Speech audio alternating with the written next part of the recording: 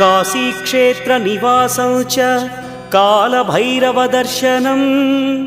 प्रयागे माधवं दृष्ट्वा एकबिल्वं शिवार्पणम् इन्दुवारे व्रतं स्थित्वा निराहारो महेश्वर नक्तं हौष्यामि देवेश एकबिल्वं शिवार्पणम् रामलिङ्गप्रतिष्ठा च वैवाहिककृतं तथा तटाकादि च सन्तानम् एकबिल्वं शिवार्पणम् अखण्डबिल्वपत्रं च आयुतं शिवपूजनं